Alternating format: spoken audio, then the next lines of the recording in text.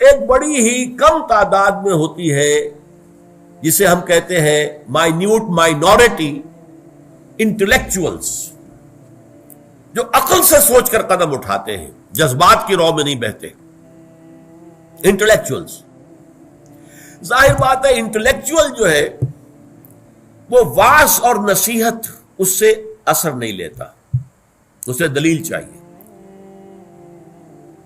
قُلْ هَاتُوا بُرْهَانَكُمْ إِن كُنتُمْ صَادِقِينَ، جیسے کہ قرآن مجید کہتا ہے مشرکین سے یا مخالفین سے یا کافروں سے، قُلْ هَاتُوا بُرْهَانَكُمْ إِن كُنتُمْ صَادِقِينَ، اگر تم سچے ہو تو لاؤ برہان، اپنی دلیل لاؤ.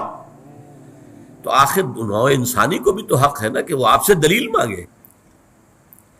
آپ چاہتے ہیں کہ میں اللہ کو مانوں، رسول کو مانوں، قرآن کو مانوں، آخرت کو مانوں، بھائی دلیل کیا ہے؟ لہذا ہائیسٹ لیول کی تبلیغ اور دعوت جو ہے وہ انٹلیکچوئلز کے لیے ہوگی، لیکن وہ خود بڑی محکم دلائل کے اوپر قائم ہوگی.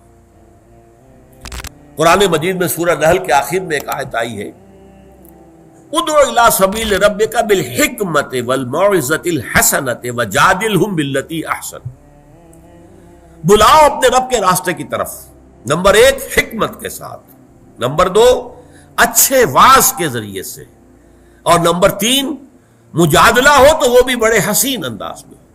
یہ 3 لیولز جو میں نے آپ کو گنوائے ہیں، یہ اس آیت سے ان کا استنباط ہے کہ معاشرے میں ایک طبقہ وہ ہے جو حکمت سے بات سمجھے گا، صرف واعظ سے نہیں، جذبات سے نہیں.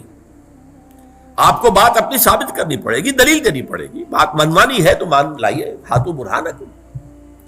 فلسفیانہ سطح پر، حکمت کی سطح پر جو مختلف فلسفے انہیں رد کرنا ہوگا، ان کی تردید کرنی ہوگی دلیل کے ساتھ. جیسے ایک زمانے میں جب یورپ کا فلسفہ اور خاص طور پر یونانی فلسفے کا حملہ ہوا عالم اسلام پر، تو امام غزالی کھڑے ہوئے، تحافت الفلاسفہ ایک کتاب لکھی عظیم، ان تمام فلسفوں کی نفی کر دی گئی دلیل کے ساتھ. دلیل کے ساتھ فلسفے کی دلیل فلسفے سے ہوگی، فلسفے کی دلیل واعظ سے نہیں ہو سکتی.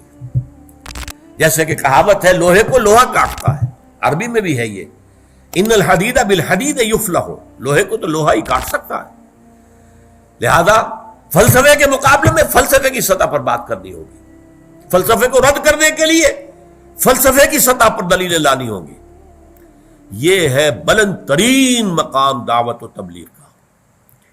اسی طریقے سے ارسطو کی منطق کا جو بڑا شہرہ ہو گیا تھا اور پورے عالم اسلام میں گویا کہ وہ اس طریقے سے کہ معلوم ہوتا ہے کہ سب سے اعلیٰ شے ہی منطق ہے ارسطو کی، ایرسٹوٹلین لاجک، ارسطو کی منطق.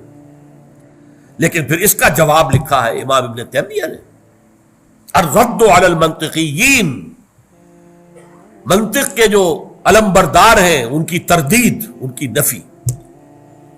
لیکن یہ کہ وہ نفی انہیں منطق ہی کے ذریعے سے کرنی پڑی، اس لیے کہ ظاہر بات ہے پھر وہی کہاوت، لوہے کو لوہا کاٹتا، ان الحدید بالحدید یفلح، انہی کی منطق سے ان کی منطق کی نفی کر دی گئی. یہ کام ہے ہائیسٹ لیول کی دعوت و تبلیغ کا جو ہر شخص نہیں کر سکتا. اس کے لیے اسپیشلائزڈ لوگ درکار ہیں، پوری زندگیاں انہوں نے کھپائی ہوں. جو مروجہ فلسفے ہیں، نظریات ہیں، ان کا گہرا تنقیدی مطالعہ کیا ہو، کریٹیکل سٹڈی، صرف سٹڈی نہیں، کریٹیکل سٹڈی، تنقیدی مطالعہ. آدمی پڑھتا جائے اور سمجھتا جائے، یہاں یہ ٹھیک ہے، یہ غلط ہے، یہ ٹھیک ہے، یہ غلط ہے، یہ غلط ہے تو یوں غلط ہے، اس لیے غلط ہے. اس طرح کی سٹڈی، اسے کہتے ہیں کریٹیکل سٹڈی. جو لوگ اپنے آپ کو ہمتاً اس کام کے لیے وقف کر دیں گے، اور جو لوگ اسی کے لیے اپنی پوری زندگیاں لگائیں گے کہ ایک طرف مروجہ نظریات کو ان کی گہرائی میں اتر کر سمجھیں اور تنقیدی اعتبار سے ان کا مطالعہ کریں، اور دوسری طرف قرآن اور حدیث، ہماری جو 2 آنکھیں ہیں، قرآن اور حدیث، قرآن اور سنت، اس میں گہرائی کے ساتھ اتریں. پھر ان لوگوں کا کام ہے کہ امام ابن تیمیہ اور امام غزالی نے ایک زمانے میں جو کام کیا تھا وہ اس دور میں وہ کام کر سکیں. ظاہر بات ہے اس میں وقت لگتا ہے، صلاحیت لگتی ہے، قوت لگتی ہے، زندگی لگتی ہے. ایک ذہین آدمی اپنے اچھے کیریئر چھوڑ کر اس کام میں آئے گا تبھی تو ہوگا نا.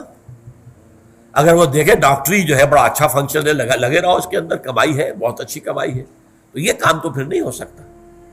انجینئرنگ کا فن ہے، اب لگے ہوئے ہیں اور اس کے اندر ہم نے کمال حاصل کیا ہے تو اچھا ہے نا، تو آپ کو اچھی تنخواہیں ملیں گی، ایک سے ایک بڑھ کر اچھی آفرز ہو جائیں گی.